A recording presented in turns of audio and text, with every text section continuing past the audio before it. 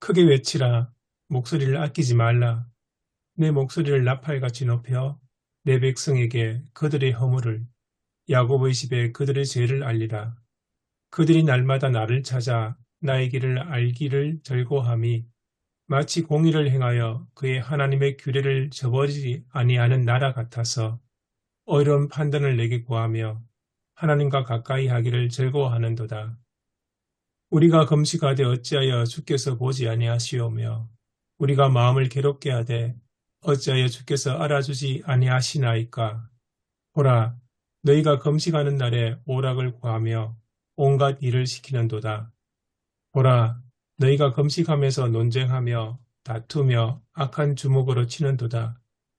너희가 오늘 금식하는 것은 너희의 목소리를 상달하게 하려는 것이 아니니라. 이것이 어찌 내가 기뻐하는 금식이 되겠으며 이것이 어찌 사람이 자기의 마음을 괴롭게 하는 날이 되겠느냐. 그의 머리를 갈대같이 숙이고 굵은 배와 재를 펴는 것을 어찌 금식이라 하겠으며 여호와께 연락될 날이라 하겠느냐. 내가 기뻐하는 금식은 흉악의 결박을 풀어주며 멍에의 줄을 끌어주며 압제당하는 자를 자유하게 하며 모든 멍에를 꺾는 것이 아니겠느냐. 또 주진 자에게 내 양식을 나누어 주며 유리하는 빈민을 집에 들이며 헐벗은 자를 보면 입히며 또 내 권력을 피하여 스스로 숨지 아니하는 것이 아니겠느냐. 그리하면 내 빛이 새벽같이 비칠 것이며 내 치유가 급속할 것이며 내 공의가 내 앞에 행하고 여호와의 영광이 내 뒤에 호위하리니 내가 나를 부를 때에는 나 여호와가 응답하겠고 내가 부르짖을 때에는 내가 여기 있다 하리라. 만일 내가 너희 중에서 멍에와 손가락질과 허망한 말을 제하여 버리고 줄인 자에게 내 심정이 동하며 괴로워하는 자의 심정을 만족하게 하면 내 빛이 흑암 중에서 떠올라 내 어두움이 낮과 같이 될 것이며 여호와가 너를 항상 인도하여 메마른 곳에서도 내 영혼을 만족하게 하며 내 뼈를 견고하게 하리니 너는 물된 동산 같겠고 물이 끊어지지 아니하는 샘 같을 것이라. 내게서 날 자들이 오래 황폐된 곳들을 다시 세울 것이며 너는 역대에 파괴된 기초를 쌓으리니 너를 일컬어 무너진 데를 보수하는 자라 할 것이며 길을 수축하여 거할 곳이 되게 하는 자라 하리라. 아멘. 제목은 부서진 공동체를 치유하는 힘, 급진적인 자비와 긍휼 이렇게 되어 있습니다. 네, 부서진 공동체 이사야서 58장인데요. 팔복만큼은 아니겠지만 아주 유명한 또 잘 아는 말씀입니다. 병행 본문은 이제 고린도전서 2장, 또 마태복음 5장. 결국 대안으로서 하나님의 자비와 긍휼을 실천하는 공동체라고 볼 수가 있겠습니다. 법 비교에서는 이제 형식적인 종교 행위, 이제 대표적으로 금식인데 금식하고 또 예배하고 기도하면서도 가난한 자를 돌보지 않고 정의를 실현하지 않는 그런 삶에 대한 부분인데요. 내용들이 굉장히 깊이가 있는데 제가 다음 주에 제가 설교를 안 해서 그런지 제가 조금 얇게 준비를 해서 송구한 마음이 있는데요. 어쨌든 이제 갈라진 틈을 고치는 자, 거주를 회복하는 자를 칭찬하시고 또 급진적인 긍휼을 통해 공동체를 치유할 것을 요구하고 계십니다. 역본 비교가 여러 가지가 있는데 그중에 이제 갈라진 틈을 고치는 자, 이게 이제 여러 가지 생각을 할 수 있는데 보통 고레스 왕에 적용했지만 역사적인 맥락상으로 보면 포로귀환 세대가 대상이라고 이렇게 해석을 해주고 있습니다. 또 너희를 그대로 이렇게 번역함으로써 좀 예언자와 청중 간의 거리감을 이제 흐트러뜨린다 이렇게 말씀해 주셨습니다. 또 목적어 도치는 가독성을 해친다 이렇게 되어 있습니다. 김혜건 교수님이 이제 주석을 이제 전체적으로 하셨는데요. 두 번째 역사적 문학적 구조 분석으로 보면 이제 이사야서 58장이 제3 이사야 중심에 위치하고 있고 이제 바벨론 귀한 포로 공동체의 종교적 위선을 질책하고 진정한 언약 공동체의 본질을 회복하는 것을 이제 촉구하고 있습니다. 40장에서 55장은 제2성전 중건의 미완성을 암시하는 반면에 56장에서 66장, 이 뒷부분은 이제 성전 예배 회복과 함께 사회 경제적 개혁을 강조하고 있습니다. 주된 청중은 귀한 공동체 내에 이제 사회 경제적 지배층, 부유층, 종교 지도자들로서 그들이 가지는 어떤 종교적인 형식적인 종교 행위, 이제 금식 예배를 하고 있지만 사회적 정의를 외면하고 있는 이중적인 것에 대한 격차를 이제 비판하고 있습니다. 예언자는 이제 이들의 위선을 지적하고 가난한 자에 대한 실천과 공의를 실현할 것을 이제 요청하고 있습니다. 문학적인 대조 구조로 봐서는 이제 56장에는 이제 안식일 준수하는 반면에 또 탐욕적인 지도자, 57장에는 하나님을 의지하는 자, 또 반면에 우상 숭배자, 이제 의인과 악인을 대조시키고 있고요. 58장에는 형식적인 금식과 사회적 자비 실천하는 또 악인과 의인을 대조하고 있습니다. 금식이 너희만을 위한 것일 뿐이지 않느냐. 이걸 극복하기 위해서는 줄인 자에게 식물을 주라. 대안으로 이렇게 말씀합니다. 신학적인 명상적인 해석의 부분에 있어서 예언자의 사명, 예언자는 우상 숭배자들, 또 외식하는 종교인들을 향해 경고해야 된다. 하나님은 지나친 종교인, 형식적인 금식과 기도만 강조하는 자를 비판하시면서 그들의 신앙이 내적 변화 없이 외적 행위에만 머물러 있음을 지적하고 계십니다. 금식의 모순을 이야기하는데 외식적인 금식은 자기 주장, 그러니까 소송, 다툼, 폭력과 공존하고 있다는 것인데요. 그래서 진정한 금식은 회개와 자기 부인이어야 하는데 결국 악인들은 금식을 하나님을 조종하는 도구로 이제 오용을 하고 있다, 비판을 하고 있습니다. 허례허식적인 종교 행위에 대한 이야기, 머리를 갈대같이 숙이고 이제 외적인 겸손만을 연기하는 위선을 상징하고 있습니다. 하나님은 이제 거칠에 어떤 형식, 죄를 뒤집어 쓰고 굵은 베옷을 입는 것 대신에 마음의 할례, 이제 마음의 통회를 요청하고 있습니다. 그러니까 하나님이 기뻐하시는 금식은 그 본질이 뭐냐? 탐욕을 억제하고 사회적 정의를 실천하는 것이다. 말씀합니다. 억압된 자에게 자유와 해방, 이제 결박을 풀고 멍에를 꺾고 이렇게 표현되어 있습니다. 가난한 자에 대한 긍휼, 이제 나눠주는 것, 줄인 자를 먹이는 것. 이것이 이제 느헤미야 5장 사회적인 경제적인 이제 개혁과 연결되어 있습니다. 그리고 영적인 교훈으로서는 금식과 기도가 내적인 변화와 이웃사랑의 행동으로 증명되어야 한다. 자기 만족적인 형식에 매몰되어 있는 것이 되어서는 안 된다는 것이고요. 하나님은 형통한 삶, 물질적 복이 아닌 공의 실현, 약자 보호를 통해 영광을 받으신다. 이 팔복의 의미, 지난 이제 주일에 했던 설교와 그런 면에서는 이제 맥락이 같다고도 볼 수가 있겠습니다.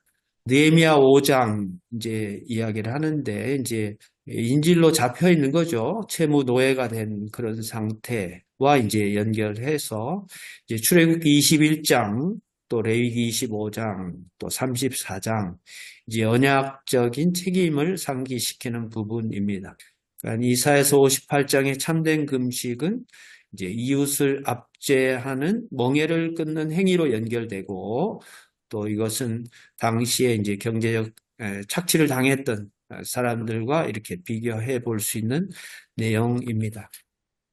금식의 변혁적 효력이라고 되어 있는데요. 하나님의 백성으로서 허망한 말을 버리고 줄인 자를 돌보면 흑암이 빛으로 변할 것이다. 그러니까 산 위에서 제자들에게 주님이 말씀하신 팔복도 결국 교회 공동체, 산 위의 동네가 노출되어서 선한 행실로 아버지께 영광 돌리는, 이게 바로 연계되는 그런 부분이죠. 영적 회복, 이제 사회적 자비가 실천될 때 하나님의 임재와 영적 소통이 회복되고, 또 물된 동산처럼 영적인 또 물질적인 충족이 약속되고 있는 부분입니다. 이제 막바지 본문 주석의 설교 적용, 이것은 이제 책에 있는 것 그대로 이제 가져왔습니다. 이제 본문은 귀한 포로 공동체의 영적 진지성의 어두운 단면을 보여주고 있습니다. 모순이죠. 그들은 금식과 마음을 괴롭게 함으로 하나님의 인정을 받으려고 했습니다. 하지만 본문에 소개된 이제 금식하는 경건한 자들은 경건의 모양은 있으나 경건의 능력을 부인하는 자들이었습니다.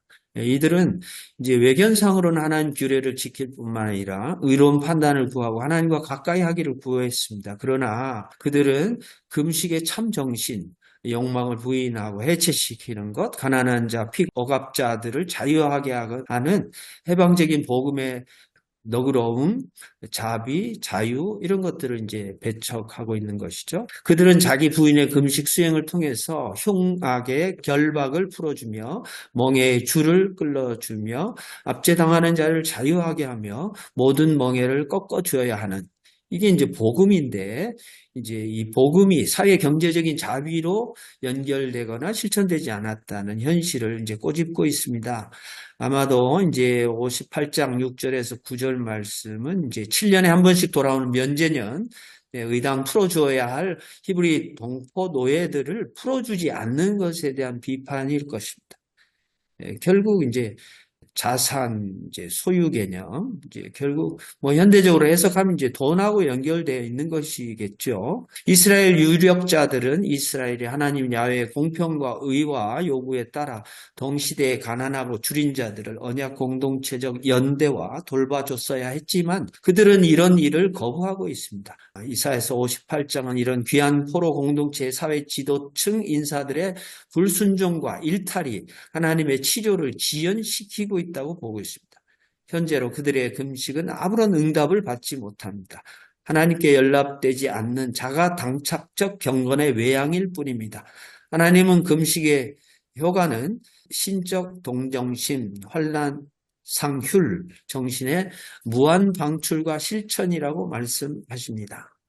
나사렛 예수가 선포한 하나님의 나라는 자비와 긍휼의 나라이며 바울의 필생과업은 이방인 복음화와 가난한 자들을 돕는 긍휼 사역이었습니다.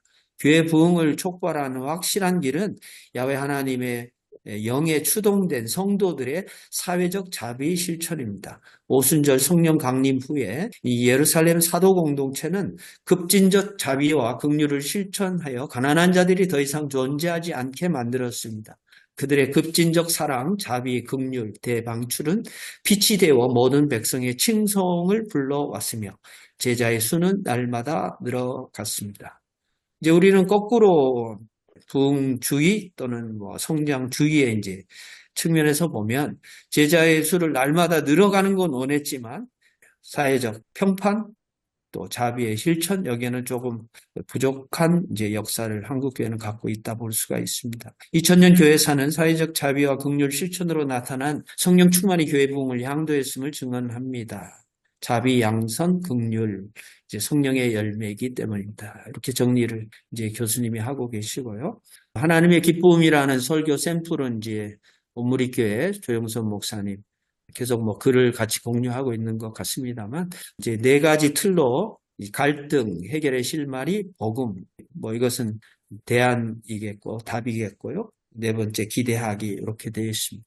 금식의 외적 형식에 대한 이제 모순과 비판, 모순에 대한 비판, 그리고 해결의 실마리는 하나님이 기뻐하시는 것, 다툼 없는 화해, 자유, 긍휼 실천, 악행을 제거하는 절제된 삶, 이렇게 되어 있고요.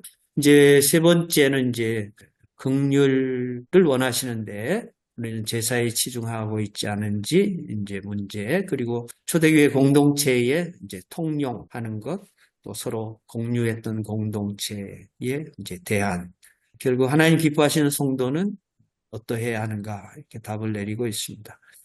나름 이제 대지 설교를 했을 때는 이제 뭐 세 가지로 나눠줄 수 있겠죠. 첫 번째는 이제 문제, 의식, 두 번째는 대안, 세 번째는 구체적인 실천과 소망, 뭐 이렇게 볼 수가 있겠습니다. 오늘 뭐 제가 좀 얄팍한 발제입니다만 짧게 지금 생각해 볼 수 있는 제목들, 이제 문제들 있습니다. 첫 번째는 왜 형식적인 종교인이 이렇게 많아졌는지, 글쎄 많아졌다는 것이 좀 어폐가 있습니다만, 근거 없는 이야기도 될지도 모르겠습니다만, 어쨌든 라이스 크리스찬이 됐든 아니면 이제 어떤 기복 신앙이 됐든 그런 종교인과 이제 제자를 이제 대비했을 때 이쪽으로 이제 치우친 이유가 뭘까? 근본적인 동기는 뭘까? 역사적인 어떤 원인이나 사례는 어떤 것이 있을까? 이렇게 질문해 봤고요. 두 번째, 갈라진 틈. 이제 이 틈이 뭐 여러 가지 뭐 얘기할 수 있겠죠. 양극화 현상일 수도 있겠고 지역 간의 또 세대 간의 뭐 여러 가지 격차일 수도 있겠는데 그것을 좀 고치고 메꾸는 교회 공동체 역할을 어떻게 제안할 수 있을까? 두 번째고요. 세 번째는 이제 종교적인 형식에 머물지 않고 이제 자비를 실천한 그리스도인, 실천적 그리스도인, 뭐 급진적 그리스도인, 뭐 이제 존 스타트 목사님 쓴 돌아가시기 전에 마지막에 쓴 그 이제 제자도라는 책이 이제 원문 제목이 The Radical Disciple 이거든요. 이제 이 급진적이라는 표현을 했는데 사실은 이 아주 철저한 그런 뜻이잖아요. 이제 온전한 복음에 이제 거기에 이제 그러니까 집중하는 제자로서의 존재 이건데 그런 삶을 살면서 어떻게 하면 이제 지역이나 사회적인 격차를 해소할 수 있겠는가? 교회는 좀 더 이제 그 호혜성이라고 해야 될지 유연성이라고 해야 될지 아니면 뭐 어쨌든 지역이나 사회를 향해서 자비로운 공동체라는 어떤 이런 평판을 받을 수 있겠는가? 대안이 무엇일까? 세상 사람들이 봤을 때는 왜 너희들끼리 좋아하고 너희들끼리 왜 즐기고 너희들끼리 치고받고 싸우느냐 뭐 이런 이제 비판을 우리는 받고 있는 현실에서 이런 질문들을 이제 좀 했고요. 뭐 다 아시는 말씀인데 그 설교를 통해서 어떻게 그럼 이걸 좀 녹여낼 수 있을 것인가 함께 고민을 나누면 좋겠습니다. 이상입니다.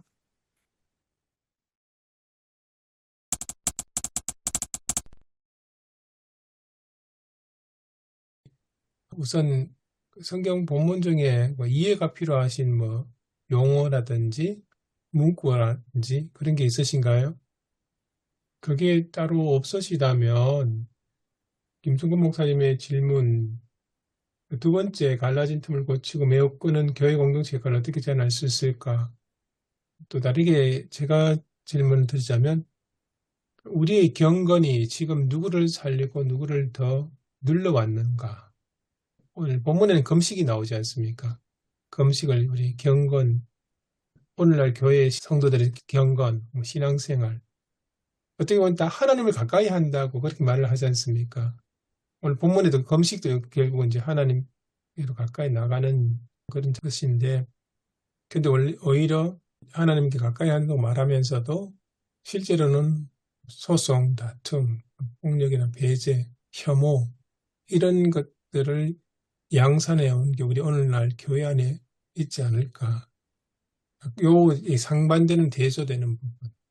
금식을 이야기하면서도 폭력이 멈추지 않는 것이나 경건을 이야기하면서도 혐오와 배제, 정오가 멈추지 않는 것. 이런 부분이 구체적으로 어디에 있는지 그 이야기를 좀 같이 나눠봤으면 좋을 것 같습니다. 지금 두 번째 질문 얘기하자 그게 말씀이죠. 네, 그리고 뭐 제가 이해하기로는 갈라진 틈이라고 김승호 목사 얘기했는데 이 갈라진 틈이란 말이 어떤 우리 교회 내에 갈라진 틈이 아니라 우리 사회에 갈라진 틈을 라고 얘기한 걸로 이해가 되는데 그렇다면 우리 이 사회에 갈라진 틈이라고 한다면 뭐 아까 잠깐 얘기했지만 뭐 지역 차별 문제 또 세대 간 갈등 뭐 그렇게 봐도 되나요? 오히려 저는 그보다는 사회의 갈라진 틈이라보다는 교회와 사회, 갈라진 그 사이를 이야기하는 것은 아닐까 싶습니다. 교회 공동체가 여전히 사이 한가운데 살아가고 있는데 지금 보면 거의 전혀 다른 세상에 사는 것 같이 느껴지지 않습니까? 성도들도 교회에서의 생활 모습하고 사회 속에서 직장에서의 모습은 전혀 다른 음, 종종 보이거든요.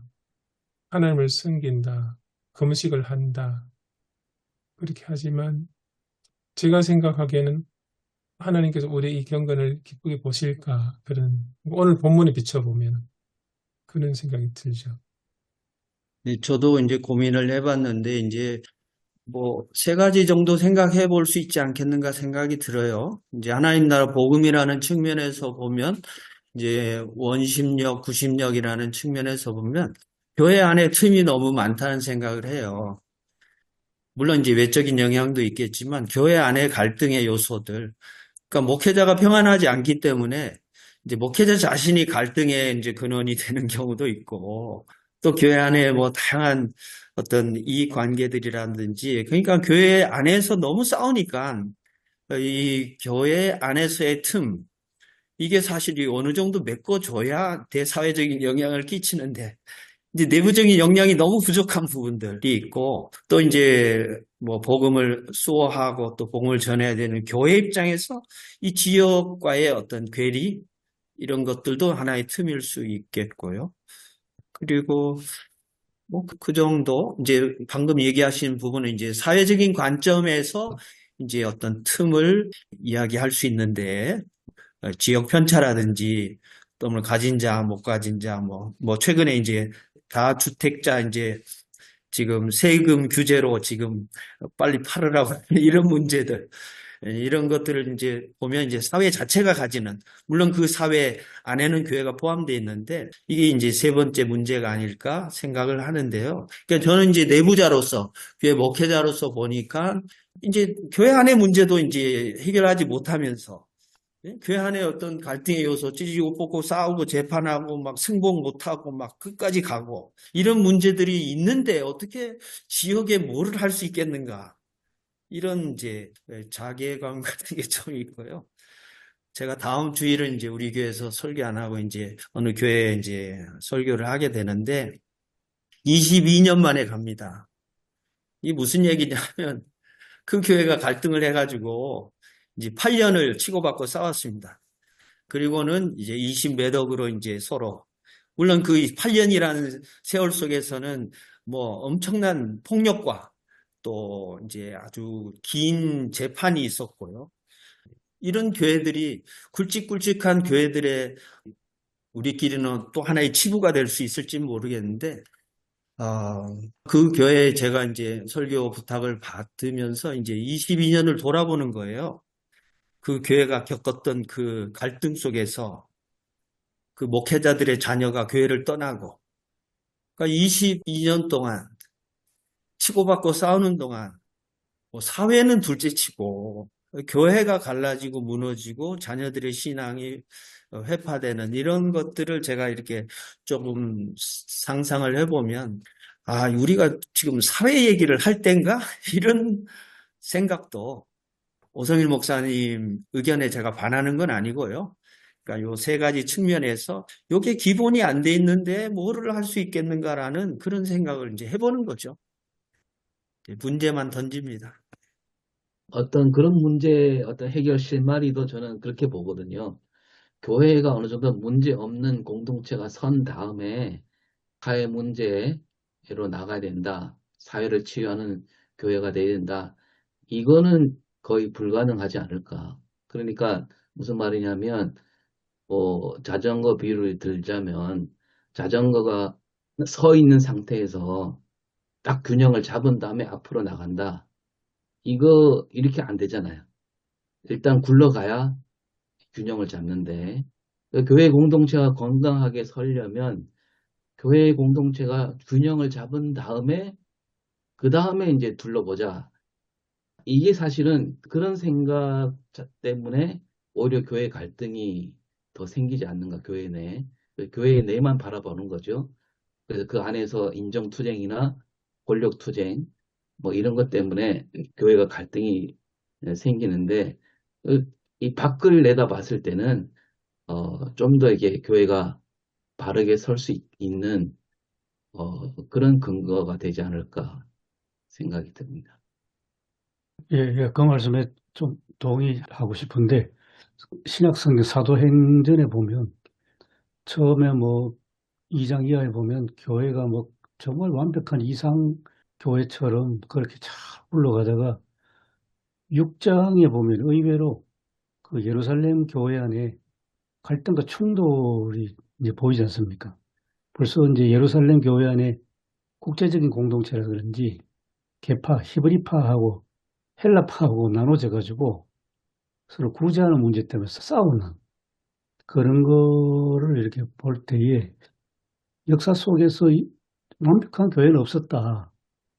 항상 문제가 있고 갈등이 있고 그 문제와 갈등은 그 시대마다 항상 다른 양상으로 나타나는데 그런 갈등 충돌 속에서 그래도 사도행전 쭉 있는 대로 성령이 임하시면 권능이 임하고 예수 그리스도의 복음이 전파되는 그런 역사를 떠올릴 때, 뭐, 우리, 막, 교회 생각하면 참 눈앞도 캄캄하고 가슴이 답답한데, 근데 이거를 좀 목회자는 뭐, 그럴 수도 있다 하면서 하나님의 능력을 붙잡아야 되지 않을까.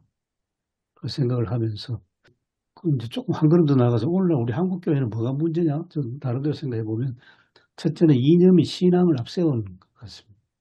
거꾸로 치면 이념이 온통 뭐, 신앙까지 지배해버리고. 그다음에 두 번째는 경제제일주의 사회가 그대로 교회 안에 들어와가지고 교회도 좀 심하게 말하면 물씬 겉으로는 하나님을 섬기는데 사실은 만몬을 섬기는 만모니즘 지배하는 그런 것들 아닌가 하는 그런 생각이 들었습니다. 만모니즘을 포기도 못하면서 뭐 금식한다고 하는 게 그게 오늘 이사에서 말씀드린 다 헛짓 아닌가 하는 생각까지 과격하게.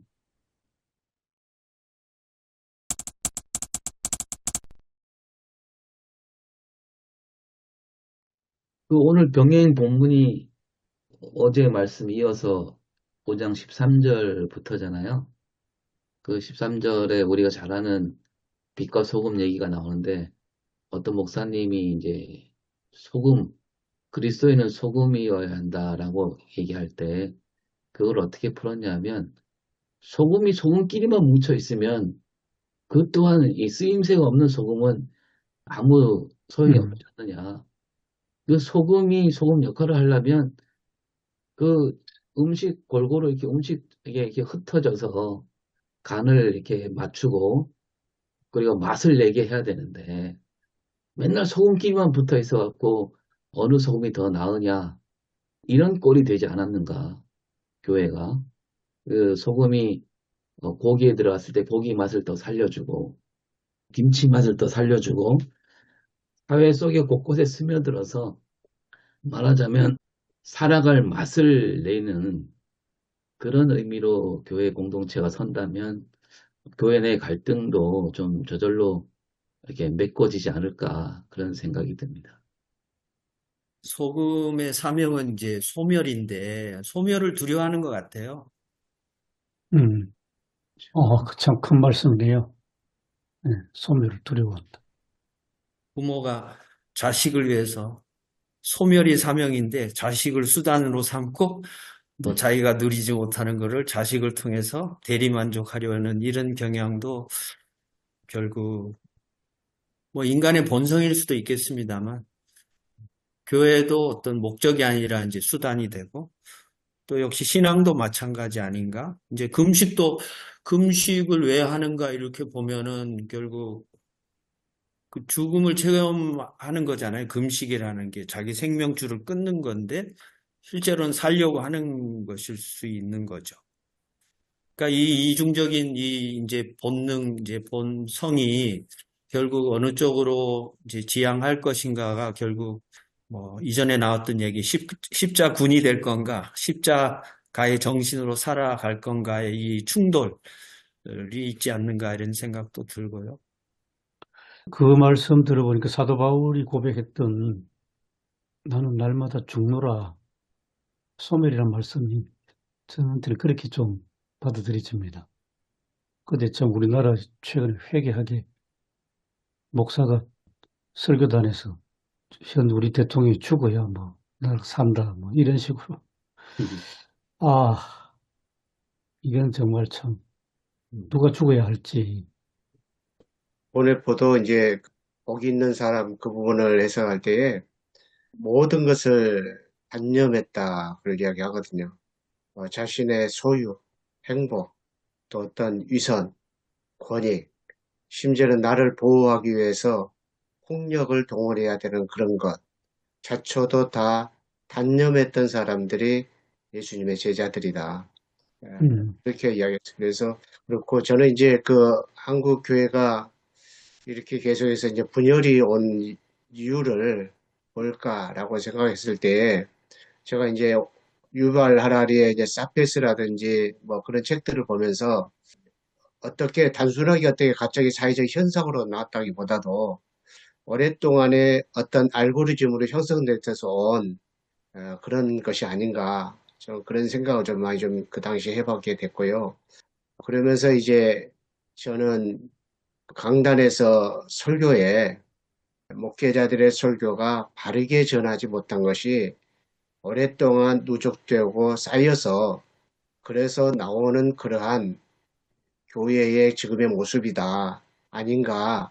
저는 이제 그런 생각을 좀 많이 합니다. 그래서 설교회가 우리가 너무 잘못 전한 것이 은혜는 받았지만 그러나 이제 뒤에 들어보면 그게 아닌 게 많거든요.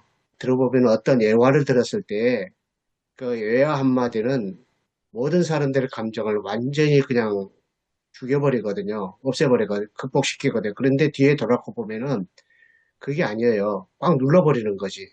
그러니까 이제 가스가 더 차는 거죠. 그러니까 가스를 더 차게 하는 그러한 것들이 이제 쌓이고 쌓이다 보면은 교회가 언젠가는 그 가스가 은혜에 의해서 그 눌러놨지만 가스는 차면 찰수록 폭발하게 됐잖아요. 그래서 그렇게 폭발해서 교회가 분열이 오는 것이 아닌가 생각이고 저는 이제 지금에 있어서 우리가 바로 잡아갈 수 있는 것은 뭐냐면 항상 저는 그런 생각을 해봅니다. 이제 다시 생각하는 거예요. 예배 강단 설교를 준비하면서 설교를 준비할 때마다 내가 지금까지 잘못한 게 뭐가 있는가? 이거에 대해서 내가 잘못 해석한 게 뭐가 있는가? 그런 것에 대한 심판, 그에 대한 반성, 그리고 이제 거기서 이제 어떻게 이제 다시 서야 되느냐. 저는 이제 그런 생각을 합니다. 그래서 교회 분열의 문제는 그 고린도전서 우리가 설교했잖아요. 말의 지혜로 했기 때문에 그런 거죠. 진짜 십자가가 증거가 되지 못한 말의 지혜로 그렇게 이제 해서 되다 보니 거기에 따른 오류가 교회 안에 크게 형성된 것이 아닌가. 저는 이제 그런 각도로 뭐 다 맞는 것은 아니겠지만 저는 그런 각도로 좀 저는 좀 항상 생각을 해보고 있는 중에 있습니다. 네, 저도 목사님 말씀에 동의하는데 설교자의 문제가 크다고 생각하는데 이제 그 말의 지혜를 저는 이렇게 받아들이는데 말의 지혜로 한다는 게 어떤 잔머리 일을 썼다 이렇게 생각이 드는데요. 그게 뭐냐면 우리도 이제 설교자이기 때문에 알잖아요. 그 설교 어떤 설교가 사람들을 집중시키는가라고 한다면 사람들이 듣기에 나를 중점으로 하는 설교. 그러니까 내가 저렇게 받으면 저 말씀을 들었을 때 나한테 도움이 되고 내가 은혜를 더 받고 내가 감동을 더 받고 또 그런 어떤 설교에 포커스를 맞췄을 때 사람들이 더 집중을 하거든요. 그러니까 오늘 뭐 우리 주제처럼 우리가 그리스도인으로서 사회를 위해서 또 우리 공동체를 위해서 해야 된다. 이런 설교가 더 비중을 많이 차지한다면 저는 결코 사람들이 많이 모이지 않을 거라 생각해요. 모일 수가 없습니다.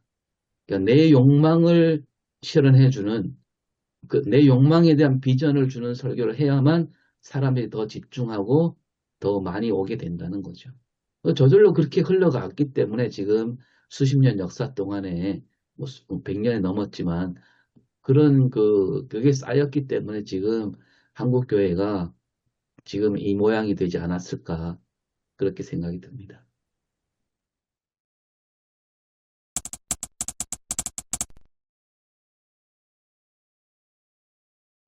제가 사회자는 아닌데, 이제 제가 질문한 그 두 번째 갈라진 틈이라고 이렇게 봤을 때, 저는 김영준 목사님하고 방광준 목사님께 좀 듣고 싶어요. 왜냐하면 저는 이제 교회에 이렇게 일반 목회라고 해야 되나? 뭐 일반이라는 표현이 또 편견이지만 조금 우리가 정상 이데올로기 입장에서 보면 김영준 목사님은 아주 독특한, 어찌 보면 특수 목회에 해당하는, 어찌 보면 이 틈이 엄청나게 많은데 이제 성육신의 정신으로 어쨌든 그 틈을 메꾸고자 하는 어떤 단순한 뭐 설교자 이상으로 그 틈을 메꾸기 위한 그 삶의 어떤 남다른 뭐가 있으신 것 같아요. 제가 이렇게 말씀을 들어보면. 그러면 좀 하실 말씀 많지 않으실까 이런 생각도 들고, 또 방광규 목사님은 뭐 교회 안에도 이제 이 다음 세대가 이제 줄어들고 인구 줄고 뭐 여러 가지 일이 있는데,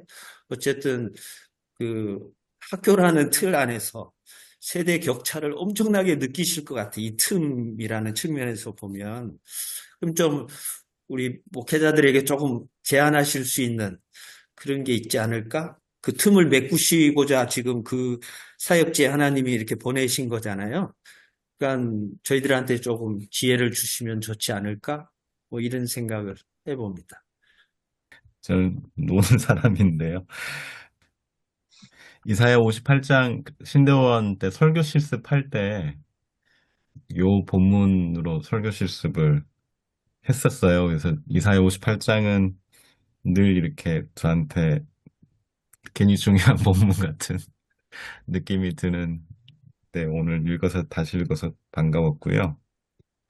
글쎄요, 이제 제가 질문의 취지를 따라가는지는 모르겠는데 뭐 임 교수님하고는 이렇게 저렇게 뵙고 대화한 적이 있었는데요.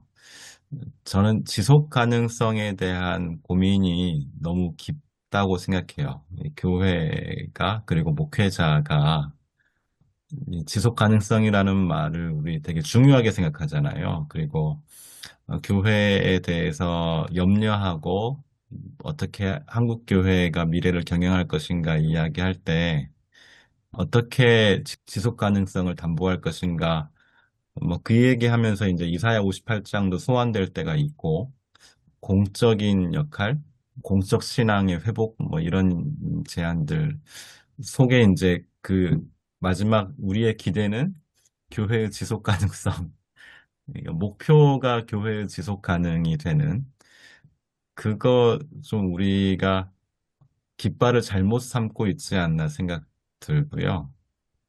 뭐 그게 우리 안에 일어나는 여러 균열들의 원인 아닌가. 큰 교회이든 작은 교회이든 큰 교회는 지속 가능을 고민하기 때문에 또 이제 대출을 받고 예배당을 뭐 개축 혹은 증축 혹은 뭐 건축을 해야 되는 그 고민을 여전히 하고 있고 또 작은 교회는 규모의 차이가 있을 뿐이지 여전히 그 교회에 대한 고민을 하는 거잖아요.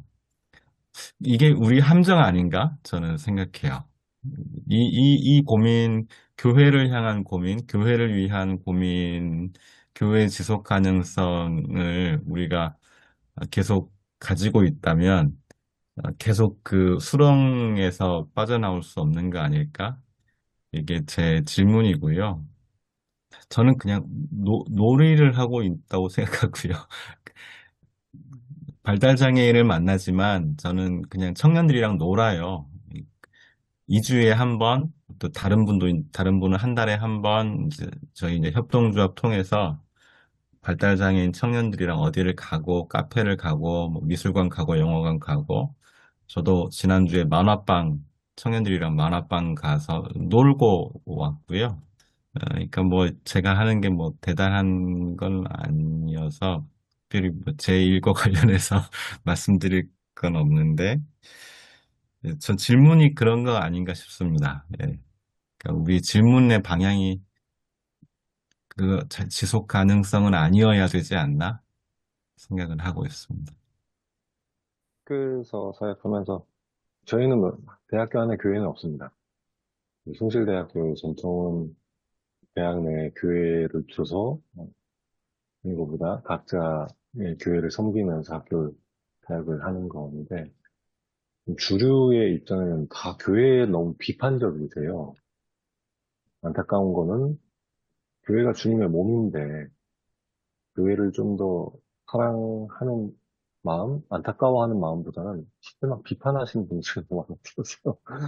저희는 기독교 학교 교수님들, 뭐 김혜국 교수님이야 약간 복음주의적이지만 다 리버럴 하셔서 선교사님들, 목회자님들 자녀들이 와서 막 교회를 안 나가는 그래서 저는 좀 교회를 사랑하고 안타까워하는 마음이 있으면 좋겠다라는 생각을 좀 하게 되고, 저는 이제 채플에서 대그룹으로 학생들 만나고, 제가 또 총괄하는 게 소그룹 채플입니다. 그래서 1학년 학생들을 이제 매 학기 1,500명씩 해서 1년 동안 3,000명을 만나고, 그 소그룹 채플을 하는데, 외부에서 100명 정도 멘토분들이 오십니다.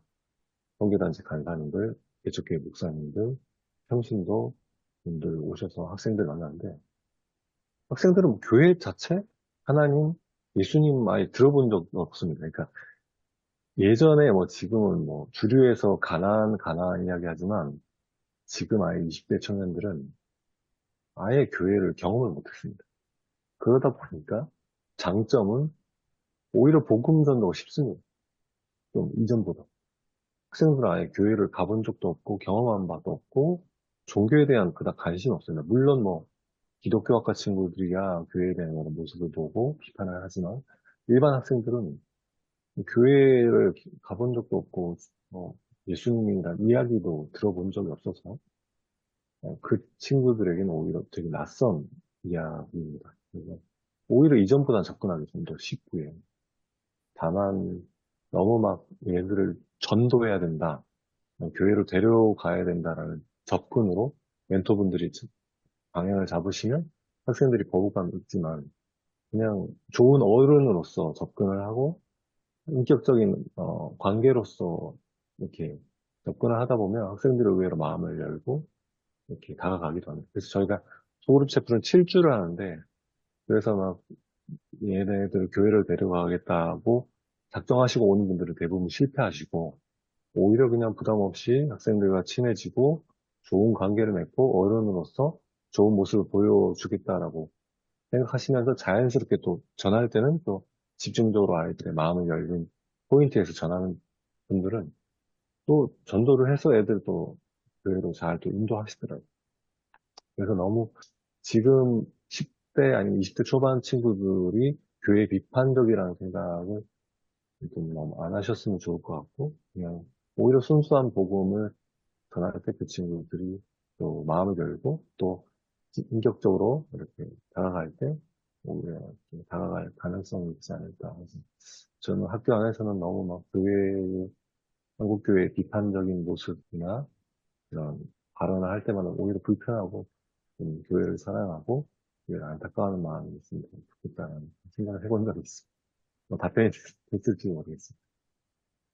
예, 저도 말씀 들어보니까 여러 가지 생각나는데, 정말 교회를 가장 어렵게 하는 분들이 기독교 학교 교수님들, 예, 교회는 잘한다고 생각하는데, 막 이렇게 손가락질만 하시는 분들, 그리스도의 몸된 교회라는 이해가 없는지, 뭐 누가 옛날에 우리 최연배 교수가 그랬나? 교회를 어머니라 하는데, 우리 어머니가 병들어도 어머니는 어머니입니다. 그건 아주 적절한 표현인지 모르겠습니다만, 교회가 막 형편씩 망가져가고, 뭐 병들어서도, 그래도 교회는 그리스도의 몸입니다. 이런 신앙이 참 중요한 것 같은데, 교회를 향해서 아주 적나라한 비난을 쏟아내는 걸 보면, 역사학자들도 그런 거 있습니다. 교회를 잘한다고 하면서, 그때마다 참, 저건 아닌데 하는 생각이 들었고요.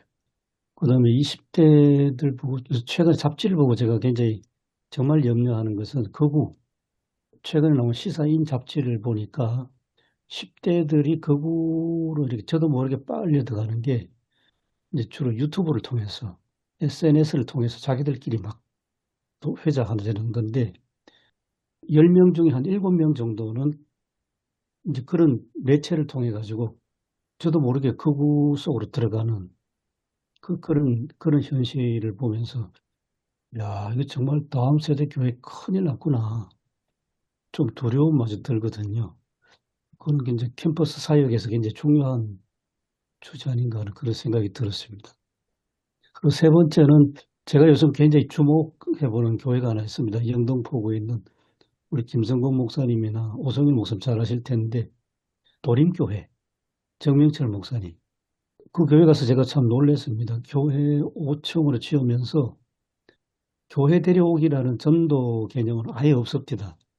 무슨 말이냐면 1층은 주민들을 위해서 완전히 그냥 다 내놨습니다.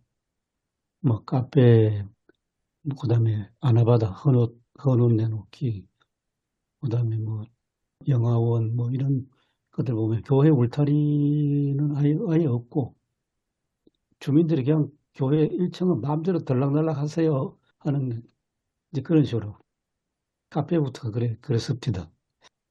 이제 교회 중심을 완전히 벗어난 정말 하나님 나라 목회를 하시는구나 그런 인상을 강하게 받았거든요. 그러면서도 정명철 목사님 목회하시는 거 보면 굉장히 강력한 이제 복음이면서 동시에 어떤 도림교회 전통이 그렇지 않습니까? 옛날에 산업화 시대에 산업 선교도 앞장섰던 교회이기 때문에 그 전통도 여전히 살아있고 그러면서 교회는 교회대로 굉장히 소위 말해서 양적으로도 엄청나게 성장하고 있고 참 굉장히 관심이 가는 교회인 것 같습니다.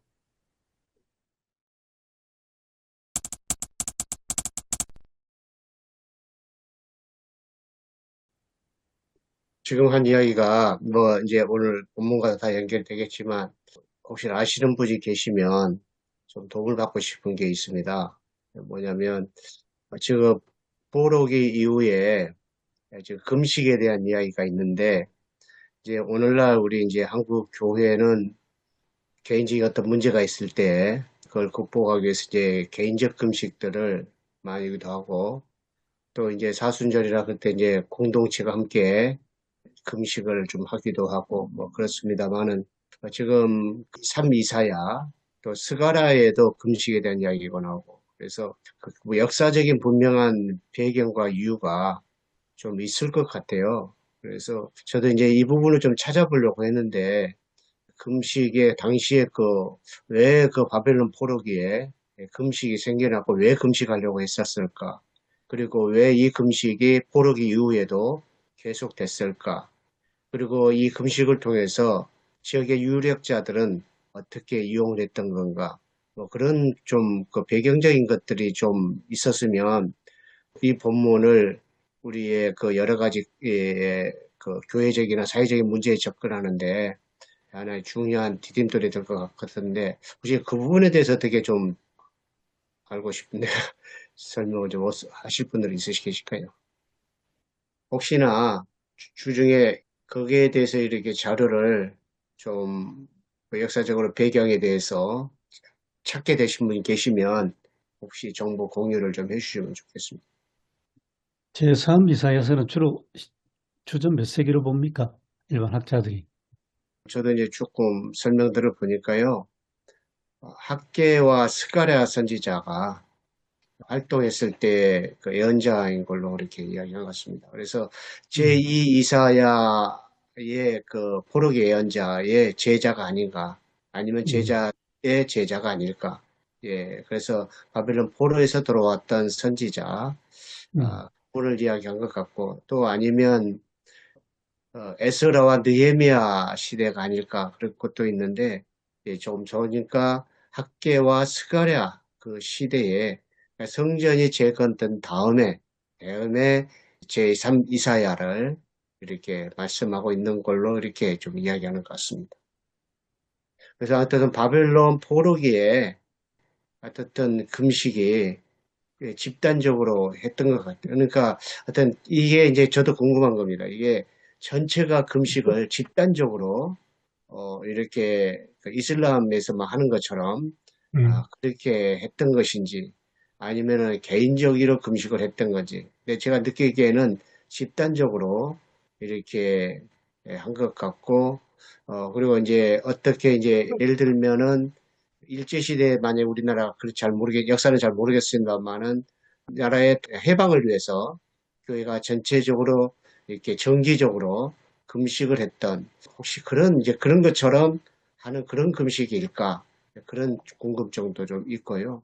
그래서 금식에 대한 역사적인 배경에 대해서 좀 이렇게 연구가 있는 것이 좀 찾아봤으면 좋겠습니다. 참 하나 기억납니다. 3.1운동 때, 3.1운동 당시에 예, 예. 이제 그리스도인들이 독립하면서 시위하러 나가지 않습니까? 그럼 월요일부터 토요일까지 읽는 성경 구절이 있었고, 그 다음에 거기에 금식도 포함되는지 그걸 한번 찾아봐야 됩니다. 그래도 매일 성경 구절을 뭐 개인이 읽은지 전체 다 읽은지 모르겠습니다. 읽고 시위 나간 거기에 자료가 있거든요. 그리고 평양 장대현 교회는 3.1 만세 독립만세 시위 나가면서 장대현 교회에서 예배드리고 나갔습니다. 이것도 굉장히 중요합니다. 그래서 이제 그런 이제 순수한 마음 속에서 이제 금식을 분명히 했을 것 같고요. 예. 그런데 이제 그게 본뜻을 살리지 못한, 그러니까 이제 사회적 불평등을 또 초래한, 그런 이제 그 제2의 성전이 세워졌을 때에 그에 따른 사회의 질서가, 그러니까 이제 제2 이사야에서는 제2의 출애굽, 그리고 새로운 공동체, 거기에 대한 열망들을 포로에 생활하는 사람들에게 제2 이사야가 심어줬고, 그리고 그 열망을 가지고 이 사람들이 포로에서 돌아왔는데, 포로에서 돌아온 것도 이제 단체로도 돌아왔지만, 개인적으로도 또 그래서 꾸준히 이렇게 들어오지 않았을까. 예, 그게 이제 제2 이사야의 그러한 이제 꿈과 희망을 가지고 이렇게 왔었을 텐데, 이제 와서 이제 제2의 성전을 지으는 과정 속에서 이게 이루어지지 못했던 거. 그런 것들은 이제 금식 사회에서의 표상을 여기서 제3 이사야가 비판적으로 하시지 않았을까. 그런 생각이 좀 듭니다. 그러니까 이제 마태복음도 역시 같은 맥락을 강법하거든요. 마태복음을 이제 박수암 교수님이 쓰셨던 산상수훈에 대한 책이 있는데 거기 보니까 분명하게 이야기했더라고요. 제2의 모세 그리고 제2의 출애굽 그래서 새로운 공동체 새로운 나라 그것을 목표를 두고 그런 관점에서 제2의 모세의 그것들을 이제 이렇게 유비적으로 마태복음의 저자가 이렇게 기록한 걸로 이렇게 이야기. 그래서 확실히 그렇게 이해가 되더라 많이 제2 이사야와 새로운 출애굽 그리고 종말론적인 새로운 공동체. 그래서 이제 세례를 통해서 세계 모든 민족이 이제 진짜의 하나의 공동체를 이루어야 된다라고 하는 이제 그런 이제 마태복음과 또 제2 이사야가 그 고난받는 그 바벨론 포로기의 그 사람들을 하나님께서 통해서 새로운 공동체, 새로운 출애굽을 이렇게 하실 것이다. 그런 이제 희망을 백성들에게 주게 됐고, 그리고 이제 제3 이사야에 와서는 그것이 이루어지지 않는 것에 대한 반응으로서 이제 그 제3 이사야가 쓴 것이 아닌가 싶고요. 그래서 이제 또 일부 읽어본 바에는 이스라엘이란 뭐냐? 그에 대한 새로운 정의를 제3 이사야는 또 내리기 시작했다. 그렇게도 이야기합니다. 이스라엘이라고 하는 것은 어떤 혈통이 아니라 신앙에 의해서 하나의 새로운 이스라엘이 새로운 공동체가 형성돼요. 그래서 이제 제3 이사야는 이스라엘과 이방인도 포함시키고 그리고 심지어는 고자도 포함시키고 이제 그런 이제 그 메시지를 전하고 있는 게 제3 이사야를 이렇게 이야기하고 있습니다. 그래서 저는 이제 정말 큰 틀에서는 제2의 출애굽, 새로운 공동체, 또 하나님의 나라 이제 이런 틀에서 이 본문의 접근도 좀 있어야 되지 않는가 그런 생각도 하고요. 그래서 이제 뭐냐면 그 우리 김영주 목사님이나 방강주 목사님이 하시는 사역들은 어떻게 보게 되면은 제2사야나 또 산상수훈에서나 그들 속에 살아가고 그들 안에 있는 진짜 관심을 갖지 못한 남은 자들, 어떻게 보면 신학적인 목회를 그들을 품고 하는 그 일은 신학적인 목회를 하는 것이 아닌가 그런 생각이 들기도 하고요. 그래서 정말로 그것은 중요한 자리다 그런 생각이 들기도 하고요. 아주 참 통찰력 공감합니다. 금식 아까 말씀하셨는데 저기 모세오경 쪽에 보면 이제 대속죄일 때 전 민족이 금식을 선포하고 대제사장이 속죄하러 지성소까지 들어가는 그 이야기가 기억나고요. 또 하나는 중간에 이제 포르기나 이런 쪽에 보면 아니면 그 왕국 시대 보면 특별한 무슨 민족적 위기나 아니면 성전 파괴 같은 경우에 이제 그 지도자가 금식을 선포하고 모였던 그 기억나는데 그거 말고 이제 예수님 당시에 오면 이제 유대 그 바리새인들이 일주일에 2번 금식한다고 그 이야기는 언급되지 않습니까? 그게 아마 지금 우리가 이야기한 이게 정례화되어서 이제 어떻게 보면 경건의 상징으로 포착된 게 아닌가 그렇게 추측이 되고요. 그런데 초대 그리스도인들 역시도 금식을 했던 게 제가 읽은 적이 있거든요. 근데 그들은 이제 유대인들은 월요일, 목요일 금식했다면 초대 그리스도인들은 화요일, 금요일인가 날짜가 좀 달랐어요. 그것도 2번 정도 그런 게 있었습니다.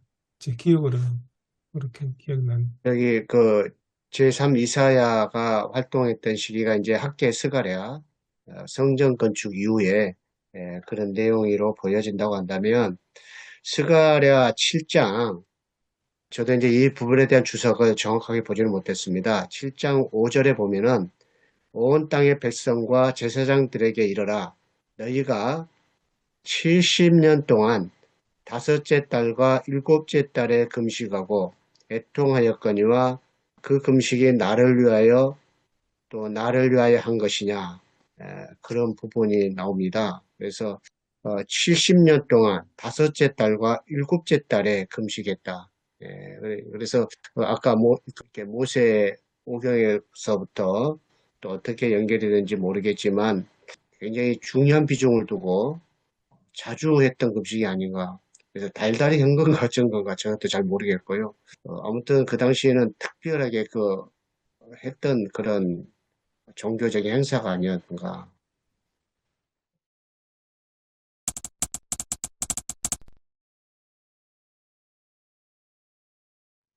개인적으로 오늘 이 본문 가지고 주일날 설교하시는 게 조금 부담스럽고 좀 조심스럽다는 생각이 드는 게 뒤에 그 본문 속에 내용이 나오는 게 어떻게 보면 사회 구조적인 변화까지 생각 염두에 두는 그런 요소들이 좀 나오는 것 같아요. 내가 기뻐하는 참된 건식을 그러면 이제 멍에를 끌어주고 이런 이야기 쭉 나오지 않습니까? 근데 그 멍에가 오늘날 우리에게 뭘 상징하고 무엇을 의미하는지 그렇게 생각한다면 굉장히 교회나 사회나 어떤 구조적인 문제까지 이야기하는 게 아닌가 그런 느낌이 좀 들기도 하고요. 아까 김성근 목사님 얼핏 지나가는 말로 말씀하셨습니다만은 우리나라가 지금 굉장히 대전환 내지 대변혁에 들어 있는 여러 가지인데 그 중에 하나가 이제 경제, 이제 부동산. 대한민국이 지금까지 뭐 수십 년 동안 부동산 불패, 그것으로 인해서 아무런 노동 없이 불로소득자들이 터무니없는 엄청난 부를 누리고 또 그 사람들은 서울의 어느 지역에 집중돼 있고 그 모든 사람들이 다 이제 그쪽으로 향하고 있는데 지금 경제의 시스템 자체를 이제 바꾸려고 하는 게 이제는 금융 쪽으로 가져가가 아닙니까? 주식 같은 걸로.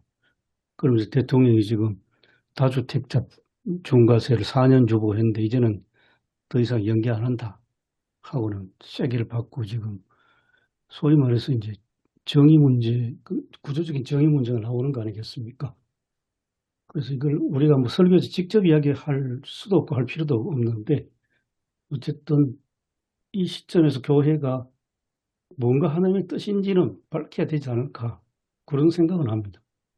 조심하기보다는 오히려 이 시대를 꿰뚫어 보면서 교회가 하나님 나라를 향해서 메시지를 기도하는 가운데 내놔야 되잖아요. 그런 시대에 우리 살고 있지 않는가 하는 생각이. 뭐 시간이 많이 갔는데 이제 지금 종교 행위로서의 금식에 대한 문제를 이사야 선지자가 이렇게 짚어줬는데 수백 년이 흐른 뒤에도 그게 고쳐지지 않았다는 게 이제 누가복음 18장에 예수님이 그 바리새인 기도를 얘기하면서 그러잖아요. 바리새인이 자기는 일에 2번씩 기도한다고 그거를 예수님은 이제 비판하셨는데 그렇게 했는데도 이게 고쳐지지 않았다라는 거죠. 수백 년 흘러도 고질병이 돼버린 거죠. 근데 그게 이제 오늘 우리 교회도 계속 이어져 오고 있는 것 같고 이런 측면에서 이 교회가 정말 어떻게 종교 행위로서의 신앙생활이 아니라 어떻게 하면 하나님 뜻에 맞는 교회 공동체로 서야 될까 이런 물음을 갖고 설교 준비를 뭐 늘 그렇게 해왔지만 또 그렇게 준비를 해야 될 것 같습니다. 이것도 저것도 이제 버리지 말라고 하신 말씀도 있잖아요. 예, 그러니까 어떤 행위를 가지고 동기까지 파악하기는 쉽지 않기 때문에 그 행위의 진정성에 대한 그 심도라고 해야 될까요?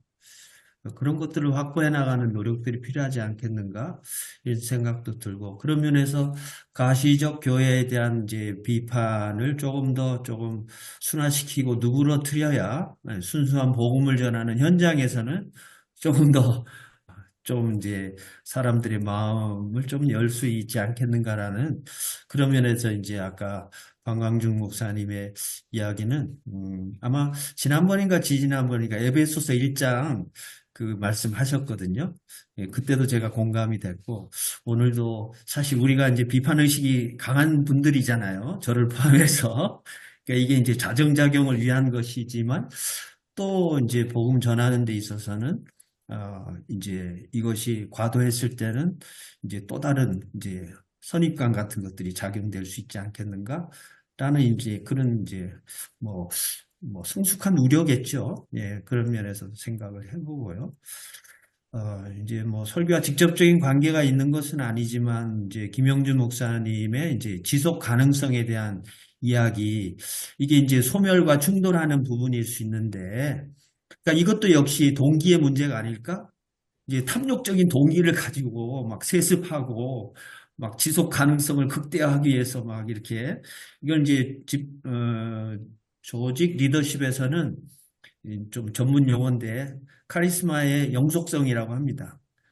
이제 어찌 보면 구조나 체제나 조직을 이제 계속 끌어가기 위한 지속 가능한 형태를 유지하기 위해서 뭐를 하는가 하면 결국 나와 비슷한 사람을 이제 세우기도 하고 또 조직이나 체제를 정비해서 그런 시스템을 만들기도 하는데 이제 교회가 두 측면 다 있잖아요. 또 이것 때문에 생기는 갈등이 뭐 적지 않았고 근데 어디나 뭐 비슷할 수 있지만 결국 교회의 자기 소멸을 이제 본질로 삼는다고 했을 때 왜 지속 가능해야 되고 왜 지속 가능성을 추구하는지에 그 동기가 더 중요하지 않겠는가 이런 생각을 이제 해보고요.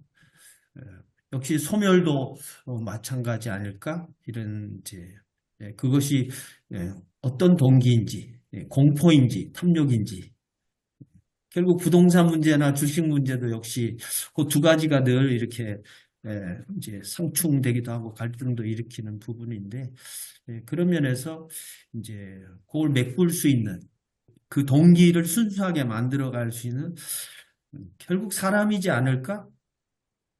그러니까 예수님이 왜 중요한가, 예수님이 왜 구주인가 생각을 해보면 그 틈을 완벽하게 메꿨다고 우리는 생각을 하잖아요. 십자가로. 그 성육신 하신 은혜와 진리가 충만한 우리는 은혜 편에 속해가지고 방만하게 살 때도 있고 진리 편에 서가지고 시시비비를 가릴 때도 있는데 그 예수님은 그걸 완벽하게 이렇게 메꾸셨으니 예수님이 진짜 놀라운 분이시구나라는 고백을 할 수밖에 없고 그분을 따라가는 삶의 방식이 뭐 어쨌든 뭐 금식이 됐든 아니면 자비 실천하는 것이 됐든 둘 다 보여지지 않는 어, 것으로 아까 순수한 복음 얘기 우리 박 목사님 하셨는데 그걸 어떻게 하면 동기 면에서도 또 형식 면에서도 형식을 배제할 수는 없잖아요. 살아가는 동안에 또 어떻게 하면 이걸 잘 견지할 수 있을 것인가, 건강하게 또 유지 발전할 수 있을 것인가, 뭐 그런 이제 고민과 도전이 있습니다. 저는 이제 김승건 목사님이 이제 레디컬 존 스토트 책 아마 온전한 기독교 그게 레디컬이라고 소개해 주셔서 새롭게 알았고요.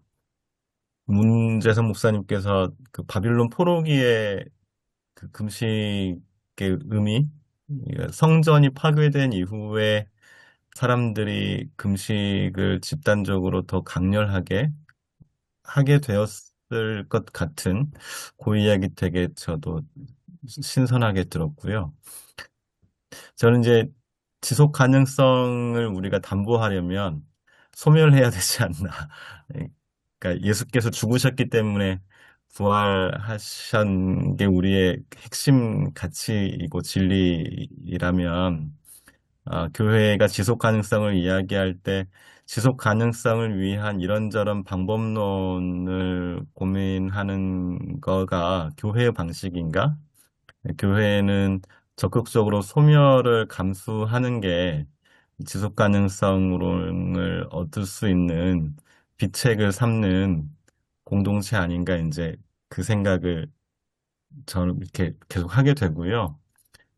레디컬 크리스티애니티랑 비슷한 단어가 그 김교신 선생은 전적 기독교라고 표현하더라고요. 김교신 선생이 1927년부터 42년까지 성소조선을 발행하면서 15년 했는데 저는 그 신선했던 게 황국신민 서사를 폐간을 막기 위해서 실은 적이 있더라고요. 그러니까 이 되게 엄청난 고민이었겠다 싶은데 그럼에도 또 폐간이 됐었고 그 폐간을 두려워하지 않지만 또 폐간당하지 않기 위해서 애썼던 여기 이제 김 목사님 말씀하신 그 형식을 유지하기 위한 노력, 왜 지속 가능성을 해야 하는가에 대한 어, 동기가 있다면 한국 시민사사까지도 실을 수 있는 음, 그런 고민들이 요새 이제 그런 거 확인하면서 저도 좀 돌아보게 되고요. 민들레 교회가 이제 올해 14년 됐고 15년 차인데 뭐 여전히 계속 존속할 수 있을까? 오래 존속할 수 있을까? 보내는 보내면서 소멸할 수도 있어 생각하면서 지내보고 이야기해 보겠습니다. 많이 가르쳐 주셔서 감사합니다. 오늘 본문 어떻게 설교하면 좋을까? 그래서 제목이 금식이 사랑이 될 때라고 생각을 해봤거든요.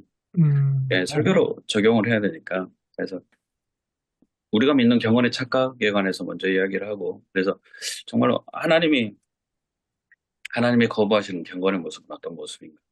그래서 정말로 하나님이 기뻐하시는 경건의 모습은 어떤 모습인가라고 이걸 계속해서 차례대로 설교하면 본문을 통해서 되지 않을까? 그러면서 아까 소금 얘기하셨잖아요. 그래서 하나님이 기뻐하시는 경건의 모습을 소금으로 비교해서 정리를 하면 설교를 마무리할 수 있지 않을까?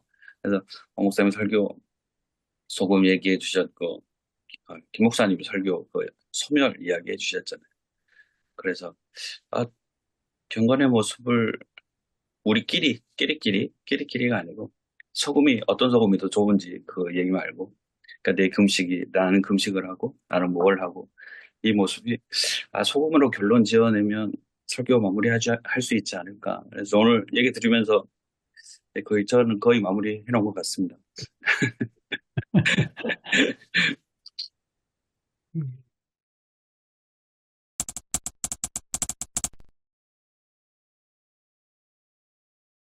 하나님 아버지, 예수님을 우리에게 보내주셔서 참 감사합니다.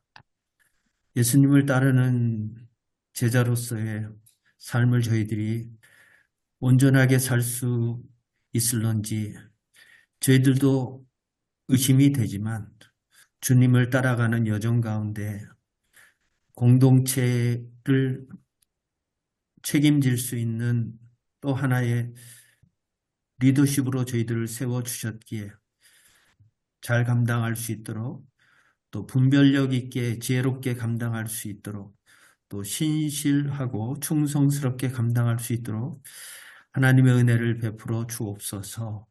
우리의 말이 아닌 하나님의 말씀으로 전하기 위한 애씀과 땀과 눈물이 있습니다. 사랑하는 믿음의 동력자들 소망을 가지고 끝까지 감내하며 그 고뇌의 시간들을 잘 견뎌낼 수 있도록 그리하여 열매를 주시는 예수 그리스도의 놀라운 능력 안에 늘 거할 수 있도록 인도하시고 축복하여 주옵소서. 예수님 이름으로 감사하며 축복하며 기도 올리옵나이다. 아멘. 그렇습니다. 네, 감사합니다. 수고하셨습니다. 수고하셨습니다. 네. 감사합니다.